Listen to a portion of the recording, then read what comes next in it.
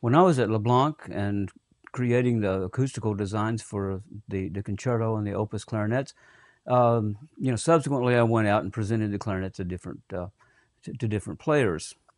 I recall going to Clarinet Player X. Now, Clarinet Player X is a prominent teacher in a university. Clarinet Player X has a doctorate in clarinet performance. And so I bring the concerto for Clarinet Player X to test. And when X tests it, in the second register, as soon as the notes get above the staff, the G, A, B, C, the whole clarinet goes haywire. It goes completely flat. Clarinet Player X says, your high notes are flat. They're just terribly flat. And I said, no, they're not. Our high notes are really dead nuts in tune. They don't tend to go sharp like some other models on certain pitches. Well, I picked up the clarinet and I played it, and we looked at the tuner, and the notes were just dead nuts in tune with a stable, even tongue position. Something that I strive to do in analyzing equipment. Well, Clarinet Player X took the clarinet, and the same result. The notes were very flat, just as when Clarinet Player X first played the clarinet. So finally, I said, "What can I see your clarinet for a second?" And Clarinet Player X said, "Sure." And I said, "How long have you had this clarinet?" X said, "I've had this clarinet since high school." Now, here's a person with a doctor's degree in performance out teaching in a university for 2 or 3 years or more, and with tenure, maybe it was even more than that. And they'd never looked at any other clarinet except the clarinet that their clarinet teacher helped them get in high school. Who failed this person? I don't know. Where's the curiosity in this person to look for something better? Well, I tuned the clarinet to an open G, and then I tested the second register, and the right hand of the second register was pretty good. The C, D, E, F, and G, and the F, they were quite good. And as soon as I got into the notes of the left hand, all the pitches shot up 20 cents flat, 20 cents sharp. It was like Clarinet Player X had been playing two different clarinets, and been playing two different clarinets for a long time. We're talking 15 plus years, long time, playing a clarinet whose left hand had no idea what the right hand was doing. 20 cents sharp. All of a sudden, it dawned on me why, when Clarinet Player X played an instrument that actually played in tune, why Clarinet Player X couldn't play it in tune. Because as an unconscious habit, it had been developed reflexively over years and years and years, the tongue position dropped, not paying attention to tone color and tone shape. But the tongue position dropped in order to play in tune, or approximate playing in tune, a clarinet that in fact was 20 cents sharp in the left-hand upper register. This is a tragic case. Here is a person who's talented and who's gifted, but whose teachers failed Clarinet Player X, and Clarinet Player X had been laboring and developing ridiculous habits to overcome an instrument that was clearly defective acoustically. Now you could say, "Gee, Tom, maybe your problem, maybe your playing is defective."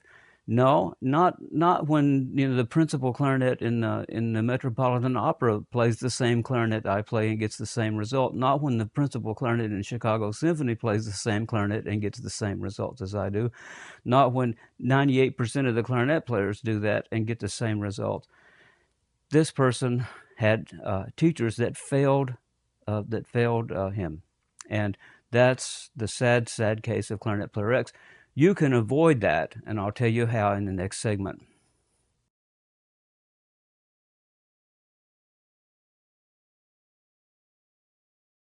So here's how you avoid being a victim like Clarinet Player X was, okay?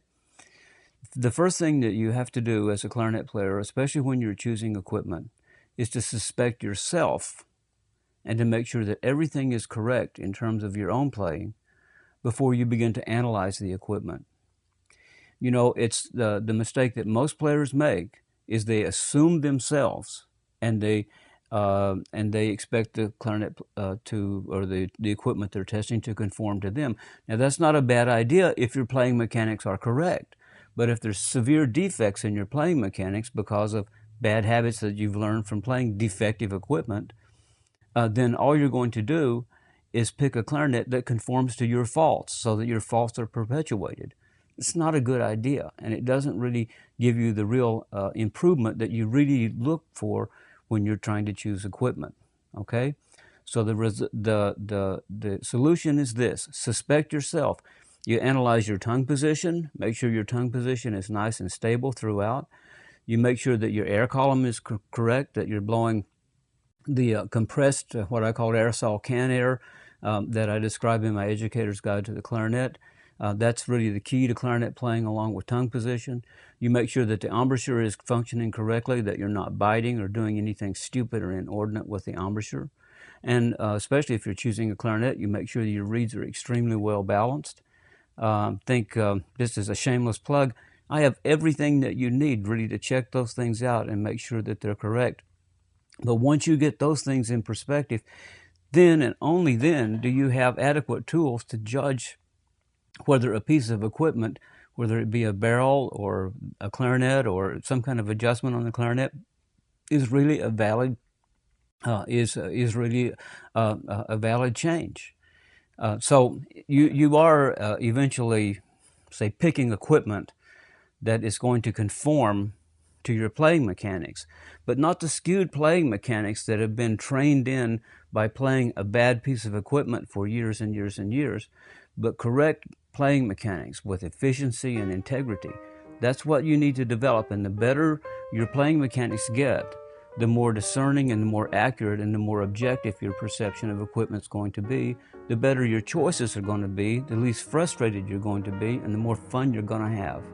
And that's my message right there. That's the process. Suspect yourself first, then the equipment, once you've got yourself checked out. It's really, you might say, a little case of being a good Sherlock Holmes. You have to be a good detective, and don't come to conclusions until you've got everything in the right order.